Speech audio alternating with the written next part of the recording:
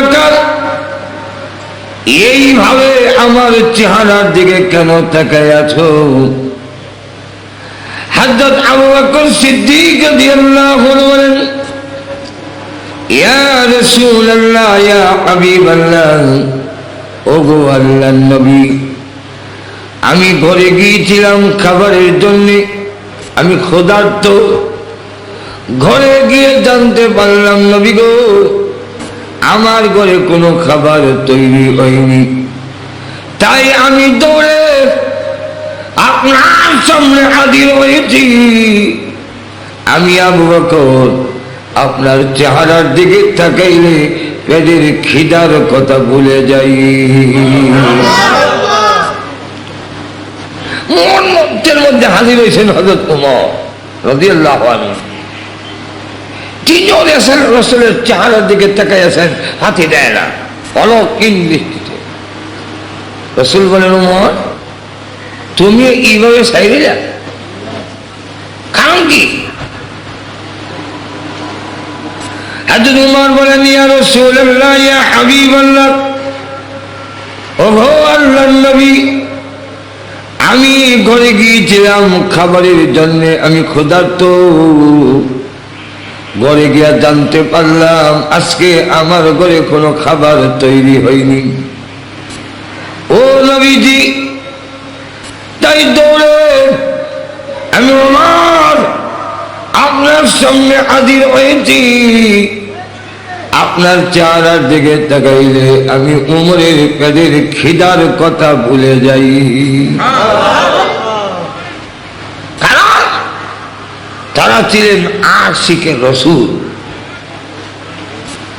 আশিক প্রেমিক তারে কয় যে দেয় নেয় না। যে প্রেমিকের কাছ থেকে নিতে চায় প্রেমিক নয়, ধোঁকাবাজ।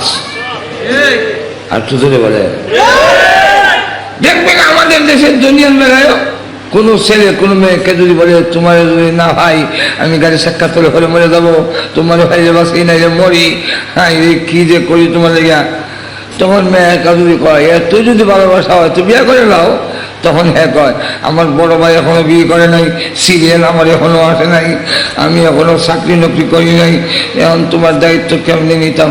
এই বাচ্চা এতক্ষণ কি কইছিলে মাসুল এখান থেকে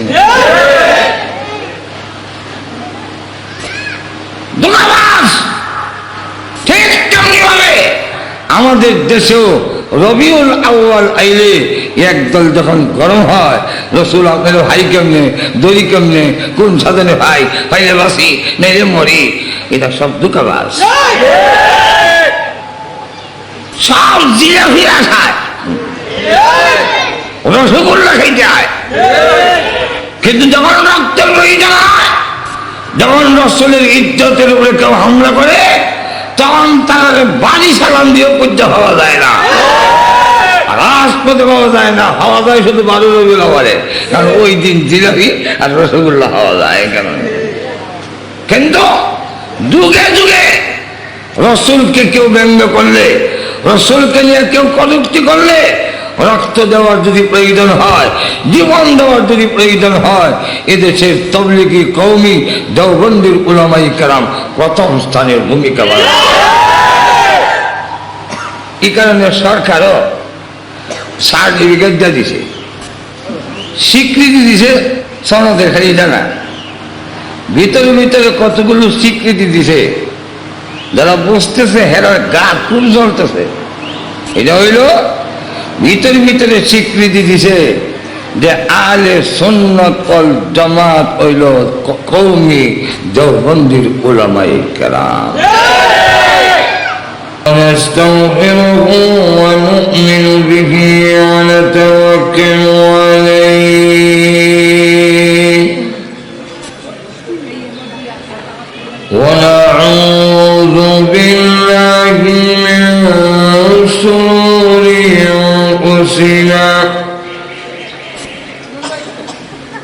ومن سيئات أعمالنا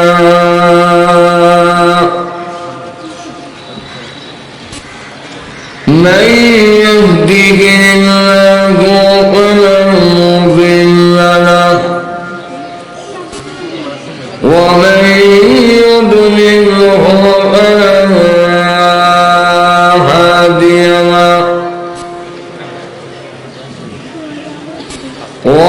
ونشهد أن لا إله إلا الله وحده لا شريك له ونشهد أن سيدنا وسندنا وحبيبنا ومولانا محمدا عبده ورسوله الذي أرسل إلى الناس كافة بشيرا ونذيرا وداعيا إلى الله بإذنه وسراجا منيرا أما بعد فقد قال الله تعالى في كلامه المجيد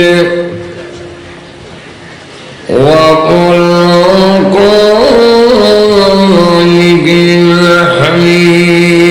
الحميد أعوذ بالله من الشيطان الرجيم بسم الله الرحمن الرحيم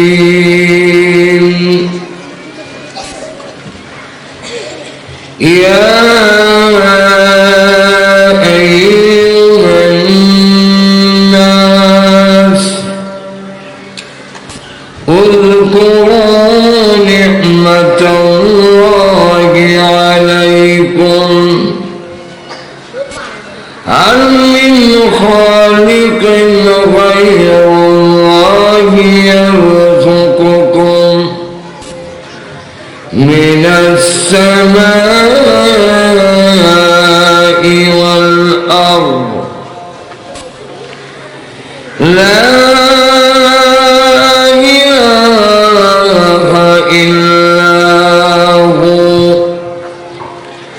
فأنا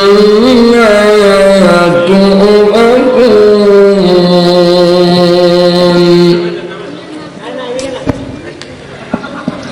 قال النبي صلى الله عليه وسلم خيركم من تعلم القرآن وعلمه صدق الله العظيم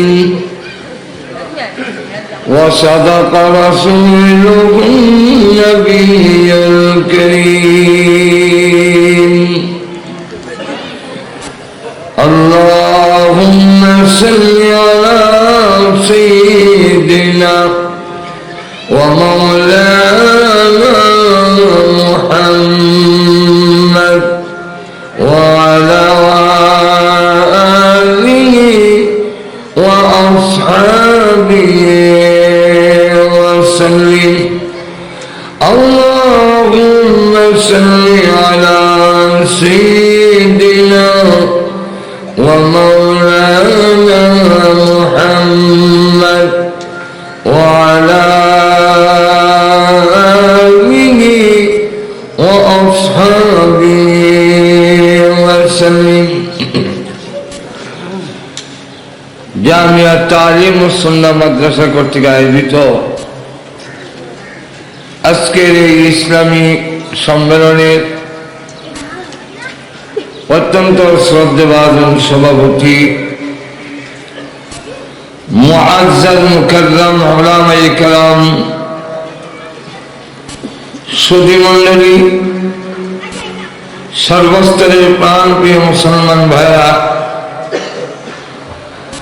পর্দার অন্তরালে অবস্থানরত অত্যন্ত শ্রদ্ধেয়া মা বোনেরা, দিনের বেলা শত কাজ কর্ম ব্যস্ততা দেখার পরেও কোরআন হাদিসের আলোচনা শোনার এবং বলার জন্য আজকের এই মাহফিলে আমাদেরকে অংশগ্রহণ করার তৌফিক যিনি দিয়েছেন, সেই মহান আল্লাহ পাকের আলিশান দরবারে অন্তরের অন্তঃকরণ থেকে শ্রদ্ধাজড়িত কণ্ঠে শুকর আদায় করছি আলহামদুলিল্লাহ। আমি আপনাদের সামনে কোরআন শরীফের সূরাতুল ফাতিরের 3 নম্বর আয়াতে কারিমা এবং বুখারী শরীফের একখান হাদিস আপনাদের সামনে পেশ করলাম। আয়াতের মধ্যে মহান আল্লাহ পাক সারা বিশ্বের মানুষকে আহ্বান করে বলছেন, ইয়া আইয়ুহান নাস। নাস অর্থ মানুষ, তার সাথে যখন আলিফ লাম সংযোগ হয় তখন সকল মানুষ। মানুষ বিভিন্ন দলে বিভক্ত। বর্তমানে সারা বিশ্বের মানুষ 2 ভাগে বিভক্ত, একদল মুমিন আর একদল কাফের। কোরআন নাযিল হওয়ার সময় 3 দল ছিল। এই জন্য একটি সূরার নাম আছে সূরাতুল কাফিরুন, এক সূরার নাম সূরাতুল মুমিনুন, এক সূরার নাম সূরাতুল মুনাফিকুন। 3 দল, 3 দলের নামে 3টা সূরা। বর্তমানে 2 দল, মুমিন আর কাফের।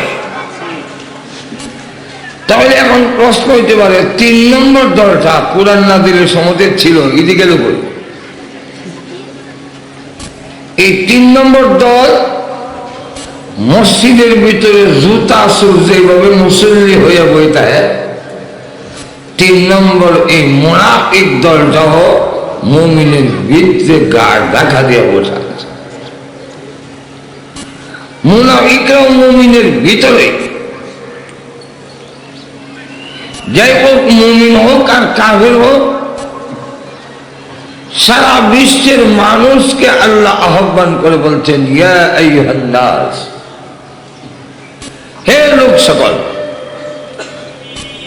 কারণ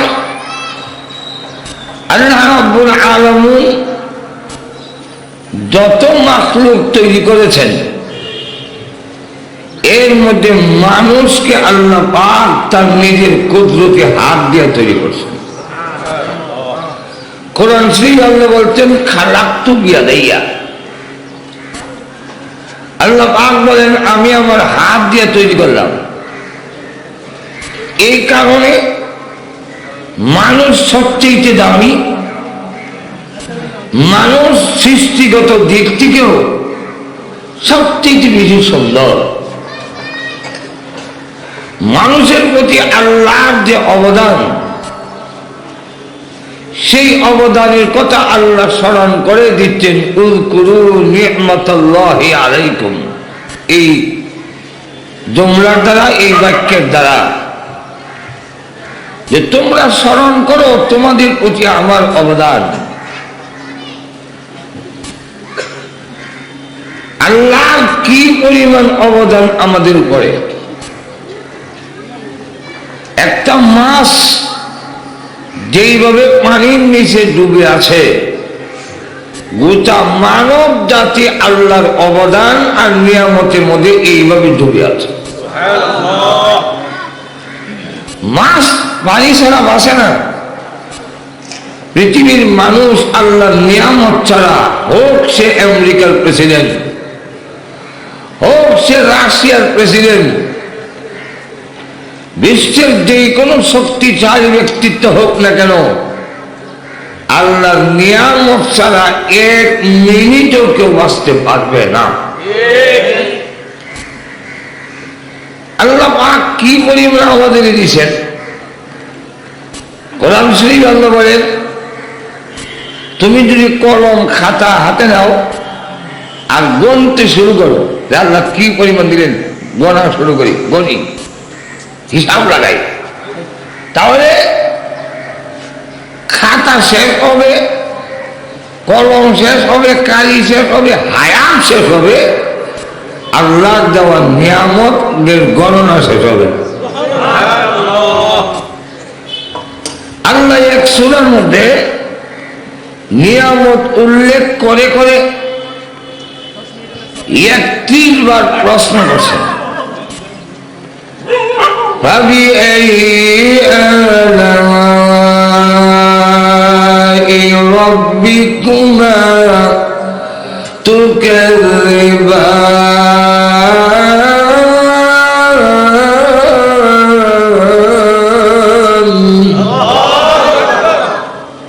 তোমরা ওহে মানব জাতি এবং জিন জাতি উভয় আমার কোন নিয়ামতটা অস্বীকার করবে? আমাদের নেতা অনেক সময় আত্মীয় স্বজন তার নিয়ম অবদানের কথা উল্লেখ করে অনেক সময় বলতে চায় আমাদের সরকার এই করেছে সেই করেছে, জনগণ জবাব দেয় গুড়ার ডিম করছে। আল্লাহ বলেন আমি যা দিছি একটাও স্বীকার করো ক্ষমতা থাকলে। বিভিন্ন আয়াতে আল্লাহ এইভাবে প্রশ্ন তুলে দিয়েছেন। যেমন আমাদের দেহের দিকে লক্ষ্য করে আল্লাহ প্রশ্ন দিয়েছেন, আলাম নাজআল লাহু আইনাইন,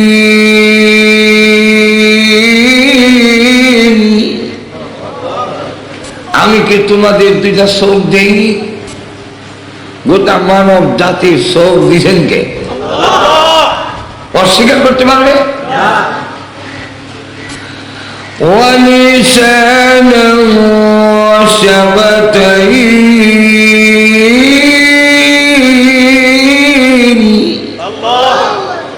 আমি কি তোমাদের মুখের ভিতরে জিহ্বা রাখি আমার দেওয়া নয়? এটা কি পৃথিবীর কোনো মানুষ না করতে পারবে? না, এটা আল্লাহ দিছে না, আমি আমেরিকা থেকে লাগাই আনছি। আল্লাহ বলেন শাফাতাইন, দুইটা ঠোঁট তো আমার দেওয়া। এমন লক্ষ্য করে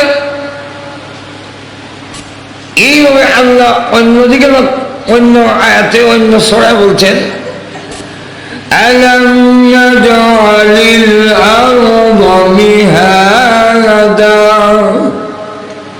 এই জমিনকে আমি তোমাদের জন্য বিছানা বানিয়ে দেইনি? এটাকে পৃথিবীর কোন মানুষ অস্বীকার করতে পারবে? আল্লাহ বলে আলাম নাজআলিল আরদা কিফাতা, আমি কি এই জমিনকে ধারণ করিনি? এই যে উঁচা উঁচা বিল্ডিং দাঁড়িয়ে আছে, আল্লাহ জমিনকে হুকুম দিয়েছেন আমার বান্দার এই উঁচা বিল্ডিং কাঁধে নিয়ে রাখবি, এই জন্য দাঁড়িয়ে আছে, ফাইলিং এর কারণে না। মাঝে মাঝে আল্লাহ একটু নাড়া দিয়া সব দশাইয়া দিয়া দেখায়, ফাইলিং এ থাকে না। আমার কথা বুঝেন কি না? কিছু হা না কয়ে তো আল্লাহ রাব্বুল আলামিন এই সকল নিয়ামত স্মরণ করে দিচ্ছেন। কেন? আল্লাহ অন্য আয়াতে বলেন, ثُمَّ لَتُسْأَلُنَّ يَوْمَئِذٍ عَنِ النَّعِيمِ,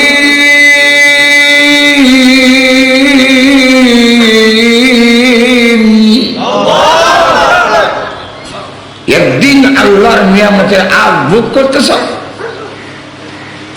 আর যা ইচ্ছা তাই করলে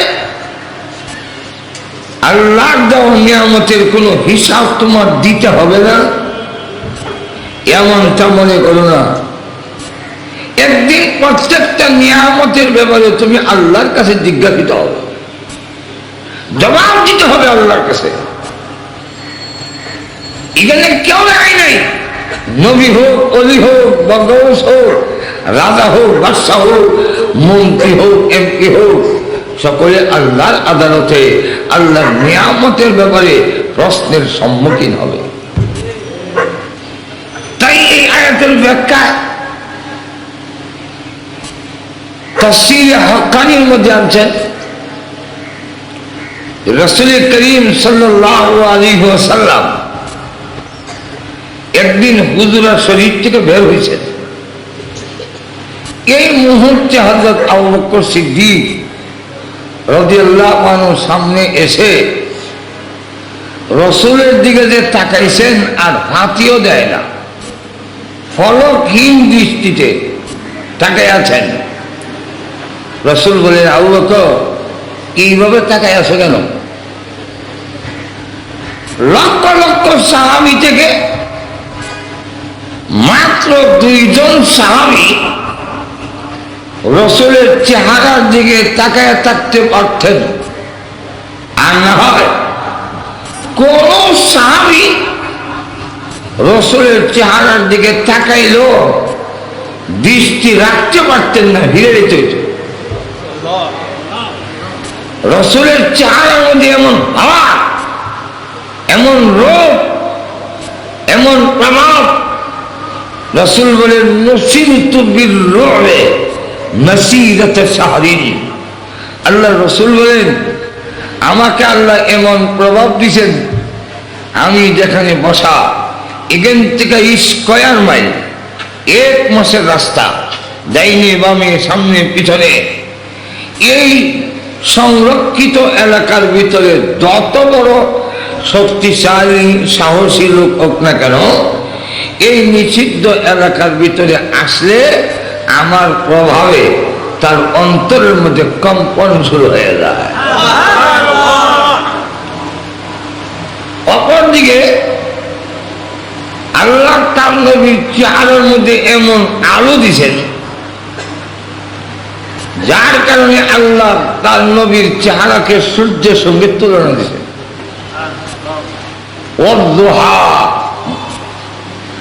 মুফাসসির কেরাম বলেন, এখানে দুহার এক ব্যাখ্যা হল রাসূলের চেহারা মুবারক।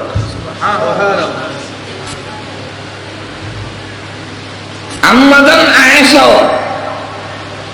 রাসূলকে সূর্যের সঙ্গে তুলনা দিয়েছেন। লানা শামসুন ওয়ালিল আকাশে শামসুন,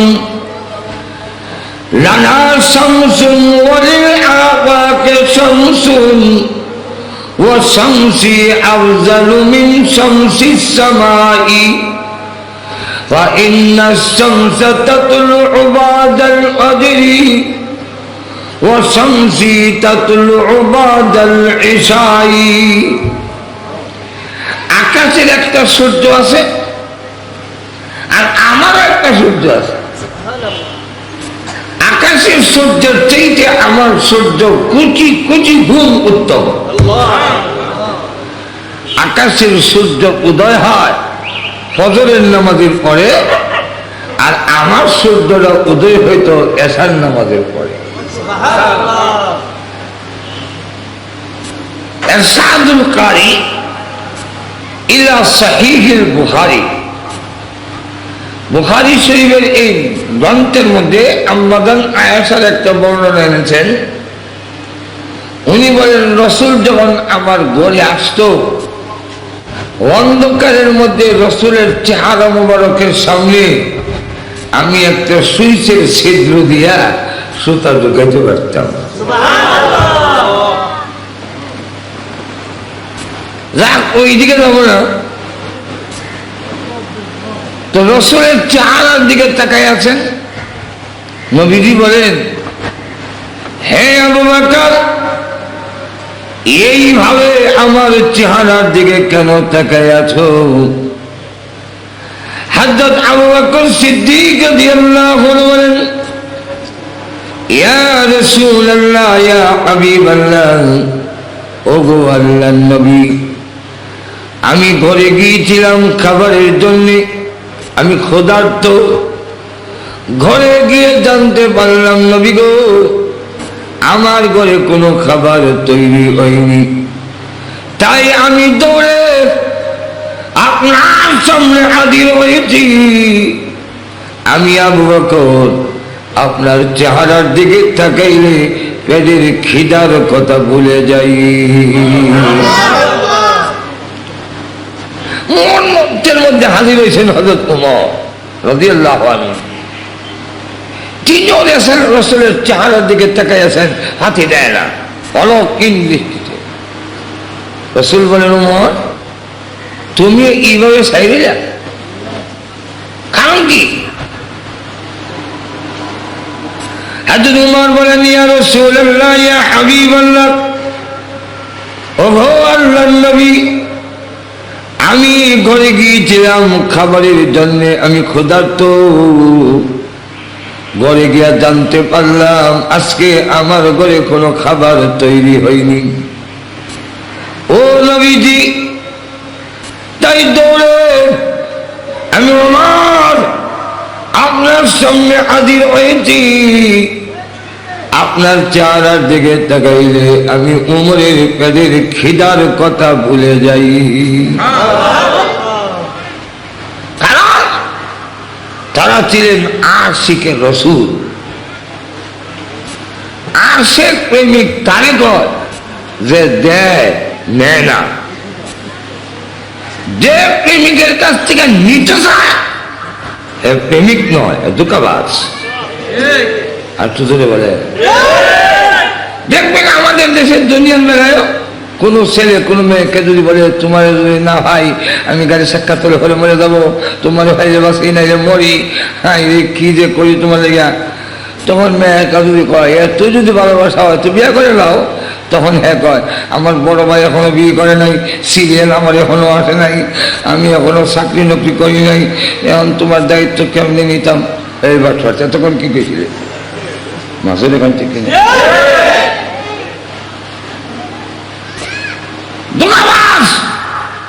ঠিক তেমনি ভাবে আমাদের দেশেও রবিউল আউয়াল আইলে একদল যখন গরম হয়, রাসূল আপনার ভাই কেমনে, দড়ি কেমনে, কোন সাধনে ভাই, পাইলে বাসি নাইলে মরি, এটা সব ধোঁকাবাজ। সব জিলাপিরা খায়, রসগোল্লা খাইতে হয়, কিন্তু যখন রক্তের প্রয়োজন হয়, যখন রাসূলের ইজ্জতের উপরে কেউ হামলা করে, তখন তারা বাড়ি সালাম দিয়ে পূজা হওয়া যায় না, রাজপথে পাওয়া যায় না, হওয়া যায় শুধু 12 রবিউল আউয়ালে, কারণ ওই দিন জিলাপি আর রসগোল্লা হওয়া যায়। কারণ কিন্তু যুগে যুগে রাসূলকে কেউ ব্যঙ্গ করলে, রাসূলকে নিয়ে কেউ কটূক্তি করলে, রক্ত দেওয়ার যদি প্রয়োজন হয়, জীবন দেওয়ার যদি প্রয়োজন হয়, এদেশের তাবলীগী কওমি দেওবন্দির উলামায়ে কেরাম প্রথম স্থানের ভূমিকা পালন। এই কারণে সরকারও সার্টিফিকেট দিয়ে দিছে, স্বীকৃতি দিছে, সনদের খালি জানা ভিতরে ভিতরে কতগুলো স্বীকৃতি দিছে, যারা বুঝতেছে হেরার গা খুব জ্বলতেছে। এটা হইল ভিতরে ভিতরে স্বীকৃতি দিছে যে আহলে সুন্নাত ওয়াল জামাত হইল কওমি দেওবন্দির উলামায়ে কেরাম। আর যারা এমনি আহলে সুন্নাত লেহে, এটা সব আহলে বেজাল। ভিতরে ভিতরে লেখা দিছে এরা হানাফি মাযহাবের অনুসারী, এটা গ্রেজেল হয়ে রক্ষা করে দেখেন। এদেশে রাসূলের জন্য দিতে প্রস্তুত, নেওয়ার জন্য প্রস্তুত নয়। এখনো যদি কোনো জমাত থাকে সেটা দেওবন্দি এবং কওমি। আরে আন্নাকারে দেখা যায় নবী গো আপনার পাই কেমনে, দড়ি কেমনে, কোন সাধনে, এখনো সাধনই হয়ে যায়। আমি ওই তরুলতারে কয়, শোন বলি রে তরুলতা কেন কৃষ্ণ মনের কথা, তরুলতার মনের কথা কইতো। শোন বলি রে তরুলতা কেন কৃষ্ণ মনের কথা, এই জঙ্গলেতে তামসা করো নাকি, এই জঙ্গলেতে তাইকা বুঝি দেখছেন নবী রে, বলে দেখো কান সজনী নবী কই আছে। তরুণতারে জিগায় আর সংশোধনী করে দিত নবী কই, সংশোধনী দেখে না।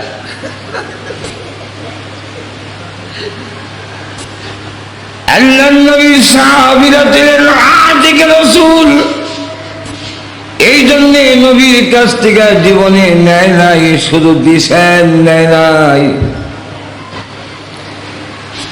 এক সাহাবী অসুস্থ, আল্লাহর নবী গেলেন দেখার জন্যে।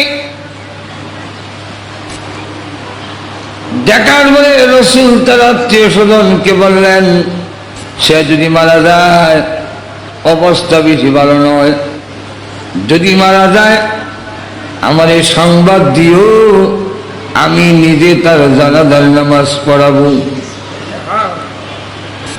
নবী যদি কারো জানাজার নামাজ পড়ায় তার লাভ হবে না ক্ষতি হবে?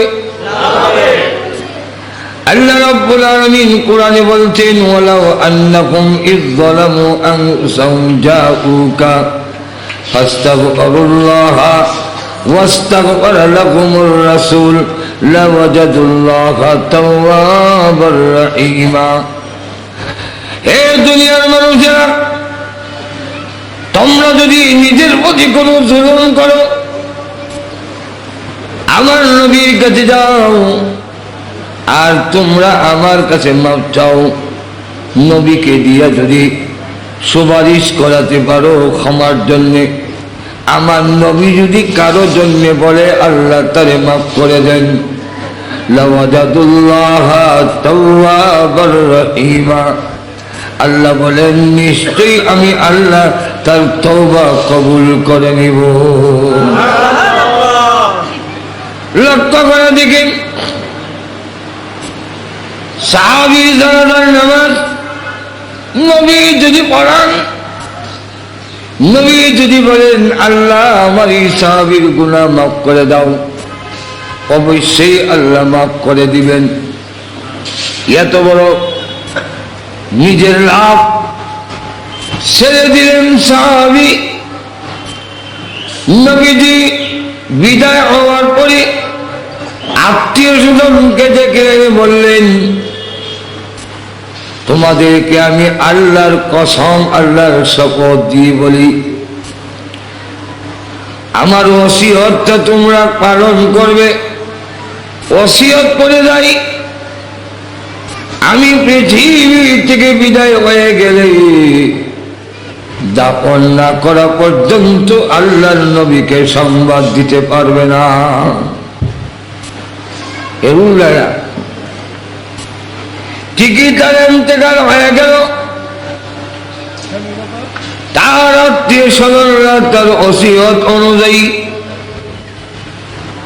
দাফন করে আল্লাহর নবীর কাছে গেলেন। ইয়া রাসূলুল্লাহ, ইয়া হাবিবাল্লাহ, নবী গো আপনার সাহাবী বিদায় হয়ে গেছেন। নবীজি তখন বলেন, জানাজা কোন সময়? না গো নবীজি, দাফন করে ফেলেছি। আল্লাহর নবী বলেন, আমি যেখানে বললাম ইন্তেকাল হলে, তার মৃত্যু হলে আমার সংবাদ দিবা, আমি নিজে জানাজার নামাজ পড়াবো, তোমরা দাফন করে সংবাদ নিয়ে আসলে কেন? ওই সাহাবীরা বলেন, ইয়া রাসূলুল্লাহ, ইয়া হাবিবাল্লাহ, ওগো নবীজি আমাদেরকে সে শপথ দিয়ে বলেছেন দাফন করার আগে যেন আপনার কাছে সংবাদ না পৌঁছাই। নবীজি বলেন, কারণটা কি? কারণ বলছে কিনা সে? তারা বলে হ্যাঁ কারণ বলেছে। ও নবীজি, আপনি আমাদের এলাকায় আমাদের বাড়িতে যেতে হইলে ইহুদিদের বাড়ির মাঝখান দিয়া যেতে হয়। ইহুদিরা তো আপনার চরম এবং পরম দুশমন। ওই সাহাবী বলে,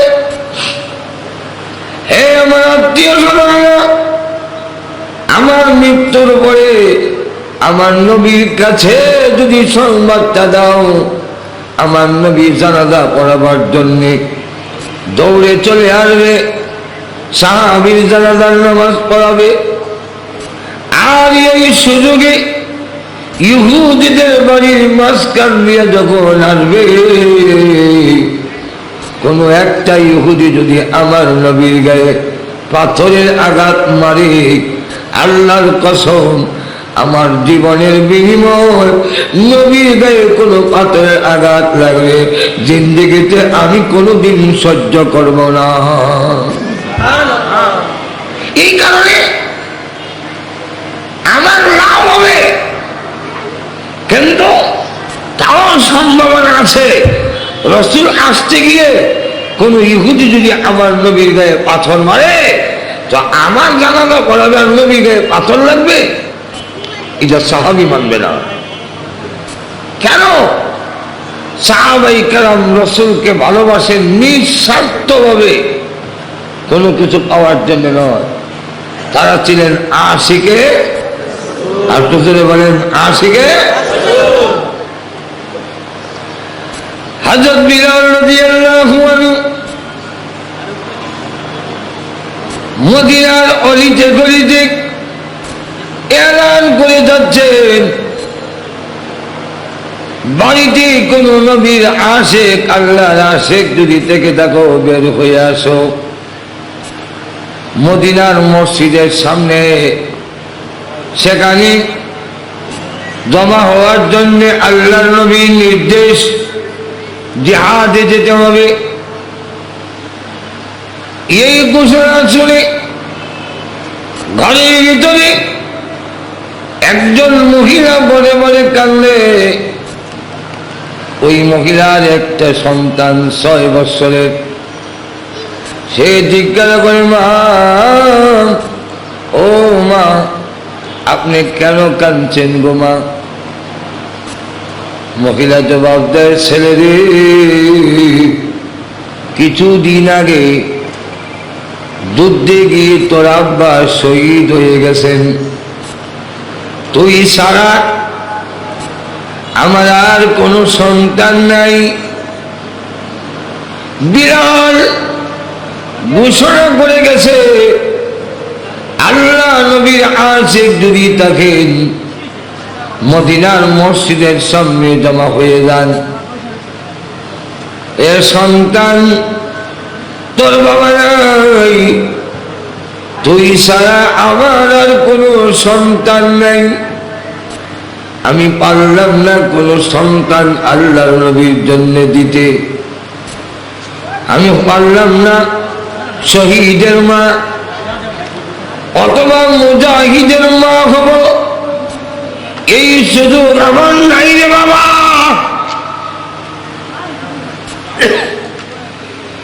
ছেলেটি ডাক দেবে, আম্মা আমাকে নিয়ে চলুন, আমি ওয়াদা দিলাম আপনাকে শহীদের মা আর না হয় কমের পক্ষে মুজাহিদের মা না বানাইয়া বাড়িতে ফিরে আসবো না। মা বলে, তুই কি যাবি? চলেন যাবো। 6 বছরের বাচ্চা নিয়ে মহিলা মসজিদে নববীর সঙ্গে গিয়ে দাঁড়ালেন। সাহাবী এসে বলেন, ও মহিলা কেন দাঁড়িয়েছেন?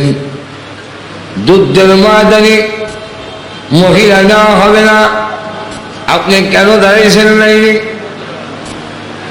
মহিলা জবাব দেয়, না না,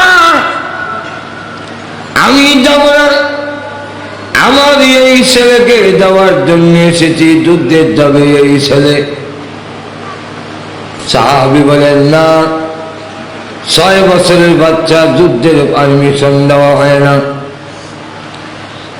মহিলা ডাকতে বলে, আল্লাহ নবীর কাছে তুমি বলো, তোমার পক্ষ থেকে কেন বলো, কেন নিষেধ করো? নবীর কাছে বলো। নবীর কাছে বলার পরে আল্লাহ নবী বললেন, বলো আসার জন্যে। আসার পরে বলল, মহিলা গো, 15 বৎসরের নিচে কাউকে যুদ্ধের অনুমতি দেয় না। তোমার ছেলে মাত্র 6 বৎসর নিয়ে যাও, ভবিষ্যতে কোনো কাজে যদি লাগে এখন নিয়ে যাও। মহিলা বলে হুজুর ভবিষ্যতের নিশ্চয়তা নাই, যদি মরে যাই মুজাহিদের মাও হতে পারবো না, এক্ষুনি অনুমতি দিয়ে দেন। আল্লাহর নবী বলেন না, এই 6 বছরের বাচ্চাকে কি করে অনুমতি দিব? সে কি ঘোড়া চালাতে পারবে না? সে কি অস্ত্র চালাতে পারবে না? সে কি তীর মারতে পারবে না? তাহলে কোন কাজে লাগাবো? মহিলা তখন ডাক দিয়ে বলেন ইয়া রাসূলুল্লাহ, ইয়া হাবিবাল্লাহ, এই ছেলে ঘোড়া দৌড়াতে পারবে না, অস্ত্র চালাতে পারবে না, এ আল্লাহর নবী তীর মারতে পারবে না, কিন্তু একটা কাজে লাগবে, আপনার কাছে রেখে দিবেন।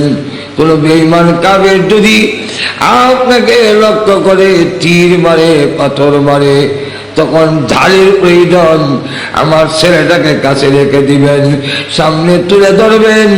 আমার সন্তানের কলিজায় তীরের আঘাত লাগতে পারে, আল্লাহর কসম আমার নবীর গায়ে আঘাত লাগতে পারে না।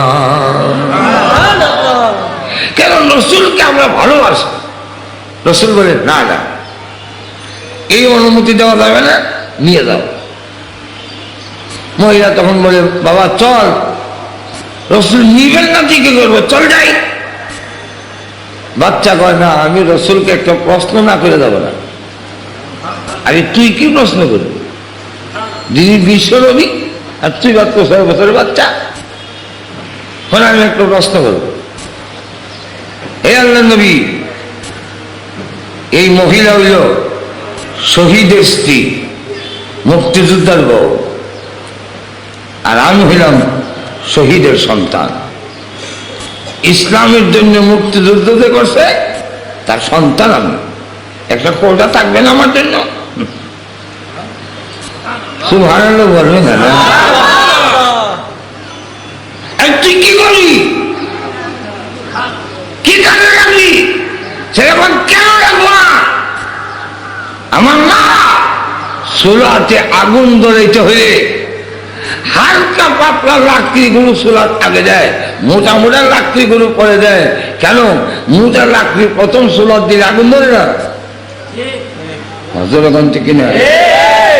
চুলার ভিতরে আগুন ধরাবার জন্য হালকা পাতলা লাকড়ি যদি আগে প্রয়োজন হয়, যুদ্ধের ময়দানে আগুন ধরাবার দরকার নাই?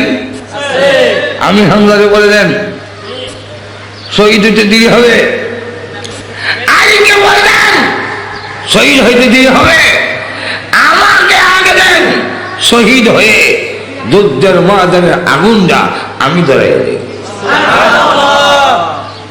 এই 6 বছরের বাচ্চার কথা শুনে রসুল আশ্চর্য, সাহাবাই কেরম সারপ্রাইজ, এমনি দেখে জিবরাইল এসে, জিবরাইল এসে লম্বা এক তালিকা নিয়ে এসেছেন, লম্বা তালিকা। ইয়া রাসূলুল্লাহ, ইয়া হাবিবাল্লাহ, আপনি যেমন নিশ্চিত করছেন কে শহীদের মা, কে মুজাহিদের মা হবে, মুজাহিদের মা তালিকা যেমন আপনি করেছেন, আল্লাহ করছেন। আপনার তালিকায় ওই মহিলার নাম নাই, মুজাহিদের মা নাই, আল্লাহ তালিকা আছে। দেন আল্লাহু আকবার। রাসূল বলেন ওই মহিলাকে জানায় দেন আল্লাহর লিস্টে তার নাম আছে।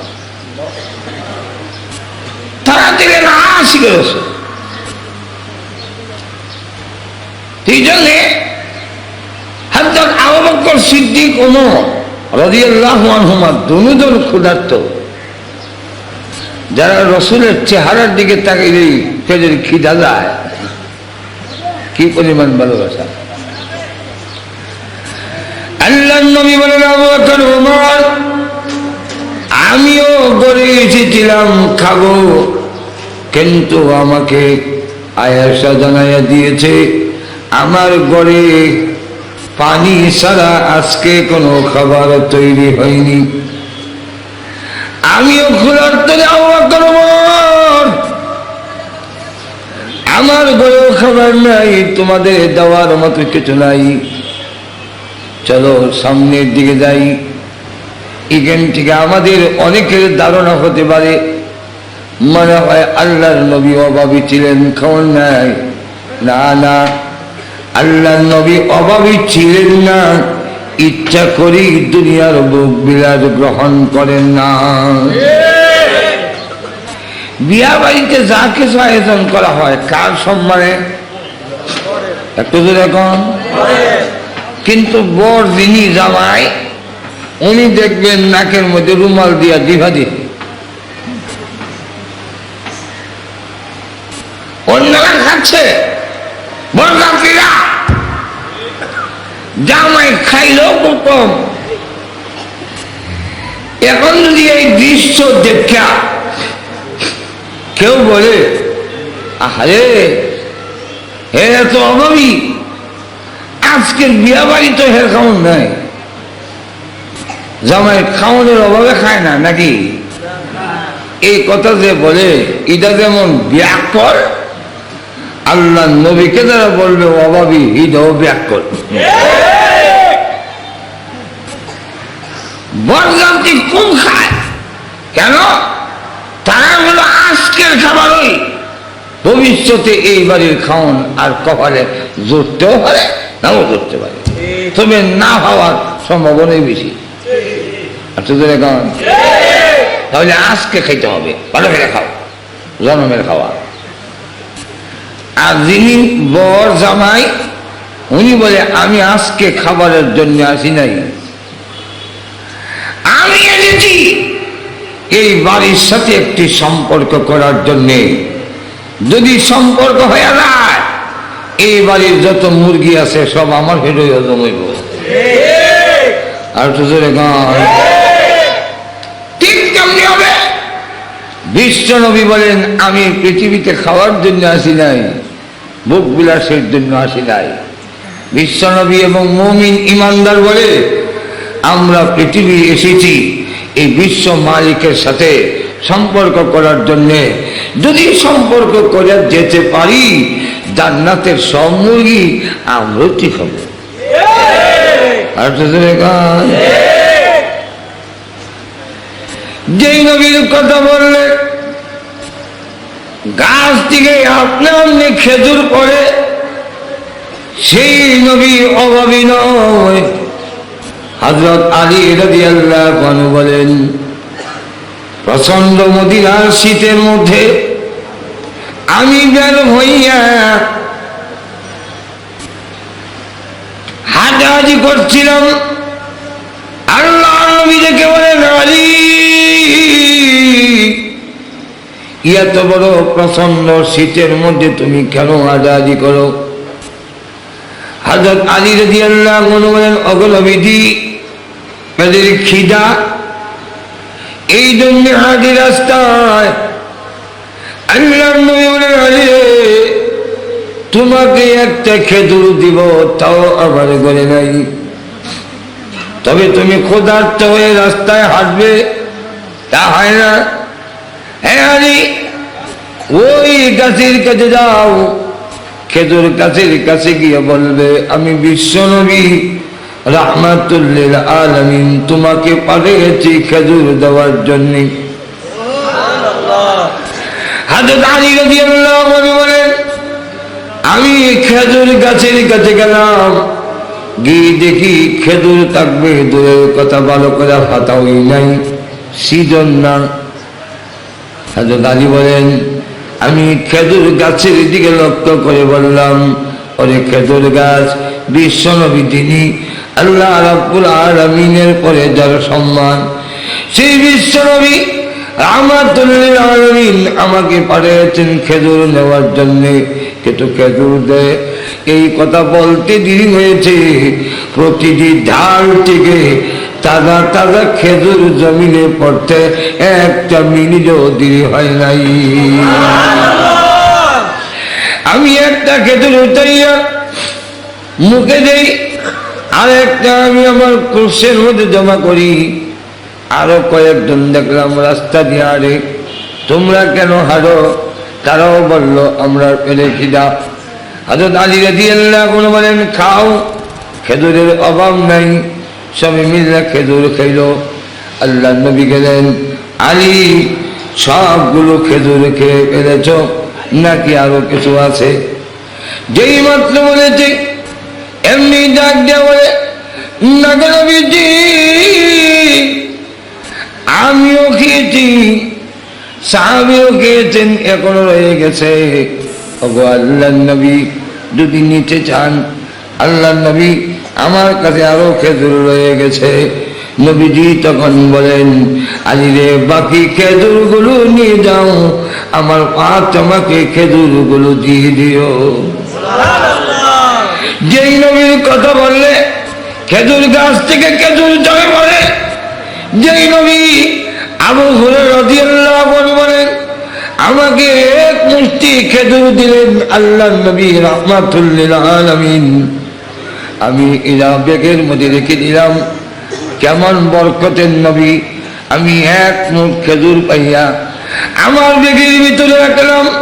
এখান থেকে খেজুর খাই, কোন মেহমান আসলে তাদেরকেও দেই। এইভাবে যখন চললো, রসুলের যুগ চলে গেল। এত বরকতের নবী হযরত আবু হুরায়রা রাদিয়াল্লাহু আনহু বলেন, এক মুষ্টি খেজুর আমাকে দিলেন, আমি ব্যাগের ভিতরে রাখলাম, খেজুর খাইলাম, আমিও খাইলাম। আমার কোন মেহমান আসলে তাদেরকেও খেতে দিলাম। এইভাবে চলে গেল রসুলের দূর। আইল হযরত আবু বকর সিদ্দিক, উনি 2 বছর শাসন করলেন। এই 2 বছর ব্যাগের থেকে যখনই আমার পেটের খিদা লাগে, হাত ঢুকাই আর খেজুর বের হয়। কোন মেহমান আসলে হাত ঢুকাই, সব বন্টন করে দেয়। এইভাবে চললো গেল আবু বকর সিদ্দিকের 2 বছর।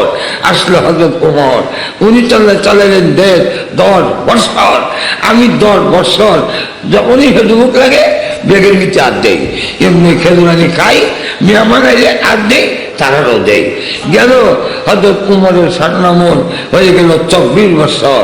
আইল হযরত উসমান রাদিয়াল্লাহু আনহু দেশ চালালেন 12 বছর। আমি খেজুর এই 12 বছর যখনই হেঁটুমুখ লাগে হাত দেই, বেগো খেজুর আন্না খাই, আত্মীয়-স্বজন মেহমান আসলে তারারও দেই। এইভাবে চলছে 24 বছর। কিন্তু দেখা গেল যেদিন ওসমান গনিকে হত্যা করা হলো, ওই দিন বেগে হাত জারি আর খেজুর নাই, চলে গেছে। এখান থেকে এই হাদিস বয়ান করে মুহাদ্দিসিন কেরাম বলেন, এখান থেকে প্রমাণিত হয় যে এই দেশে খুন হয়, যখন কোনো হত্যাকাণ্ড করে, সেই জমিন থেকে বরকত উঠে যায়। তাহলে আমাদের দেশে বরকত নামের কোন জিনিস আছে বলে মনে হয় না। যেমন লক্ষ্য করে দেখেন, এই পরিস্থিতিতে আল্লাহ যে রসুল এক মুষ্টি খেজুর দিলে 24 বছর খাইতারে, এই নবীর কি তা অভাবই না। হযরত আলী রাদিয়াল্লাহু আনহু, হযরত আবু বকর এবং ওমর দুজনকে নিয়ে রসুল বলেন, চলো সামনে যাই। সামনে যখন গেলেন, এক আনসারী সাহাবী কয়, ইয়া রাসূলুল্লাহ, আপনার চেহারা দেখা প্রমাণিত হয় আপনি খান নাই, আপনি আমার ঘরে দাওয়াত। রসুল গেলেন, আবু বকর সিদ্দিক গেল, উমর গেল, একটা ছাগল জব কইরা ইদার নারী বুড়ি ফেলে দিয়া, চামড়াটা ফেলে আস্তা বিরান ভাজি দিলেন রসুলের সামনে। আবু বকর সিদ্দিক খাইলেন, উমর খাইলেন, রসুল খাইলেন। এরপরে আল্লাহর রসুল বলেন, এই বকরির দিকে খেয়াল দিয়ে ইশারা দিয়ে বললেন, ও আবু বকর উমর, ইয়াদ রেখো, স্মরণ রেখো যে একদিন এই বকরির হিসাবও তুমি আল্লাহর আদালতে দিতে হবে। তাহলে এখান থেকে চিন্তা করেন যে আবু বকর সিদ্দিক, উমর আর রসুলের মতো মহান ব্যক্তিরা একটা বকরি ছাগল আল্লাহর দেওয়া নিয়ামত খাওয়ার পরেও রসুল বলতেছেন এর হিসাব আল্লাহর আদালতে দিতে হবে। তাহলে এখান থেকে হিসাব করেন, আল্লাহ যত নিয়ামত আমরা খাচ্ছি এর হিসাব যে একদিন দিতে হবে এর মধ্যে কোনো সন্দেহ নাই। এই সকল নিয়ামতের মধ্যে সবথেকে বড় নিয়ামতের আলোচনা ছিল আমার আসল মুখ্য উদ্দেশ্য। এখন ওই দিকে আর চালাম না, আল্লাহ যদি আবার তৌফিক দেয় আরেকদিন কমনে 21 তারিখ। হ্যাঁ, এমন লক্ষ্য করেন ওই নিয়ামতটার নাম হলো কোরআন। কোরআন এলো সবচেয়ে শ্রেষ্ঠ নিয়ামত। রসুল বলতেন খায়রুকুম মান তাআল্লামাল কুরআনা ওয়া আল্লামা, তোমাদের মধ্যে ওই ব্যক্তি শ্রেষ্ঠ যে কোরআন শিখে এবং শিখায়। কেন শ্রেষ্ঠ? শ্রেষ্ঠ নিয়ামত যার কাছে আছে এ হলো শ্রেষ্ঠ। আল্লাহ রাব্বুল আলামিন কোরআনে বলছেন আর রহমান আল্লামাল কোরআন। সূরা রহমানের মধ্যে নিয়ামতের কথা তুলে ধরছেন, কিন্তু প্রথমে আল্লামাল কোরআন আনলেন কেন? তাফসীরকাররা এর অনেকগুলো কারণ উল্লেখ করছেন। এর মধ্যে একটা কারণ হলো উল্লেখযোগ্য কারণ, অনেকগুলো কারণ উল্লেখ করছেন।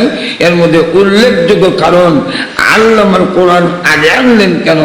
এই আগে আনার কারণ প্রথম নম্বরে আল্লামাল কোরআন কেন আনলেন? আল্লাহ শ্রেষ্ঠ নিয়ামত হলো কোরআন, এই কারণে কোরআন আগে আনছেন। কোরআন যদি না থাকে মানুষ তার কোনো ইজ্জত সম্মান থাকে না। কোরআন নাই, মানুষ তো পশুর সমান। আর কোরআন যার কাছে আছে এই মানুষটা ফেরেশতার চাইতে শ্রেষ্ঠ। কোরআন থাকলে ফেরেশতার চাইতে শ্রেষ্ঠ হয়, কোরআন না থাকলে মানুষের ঘরে জন্ম হয়েও চতুষ্পদ জানোয়ারের চেয়ে নিকৃষ্ট হয়। আল্লাহ এলো কোরআনের মাহফিল, এলো হাদিসের মাহফিল।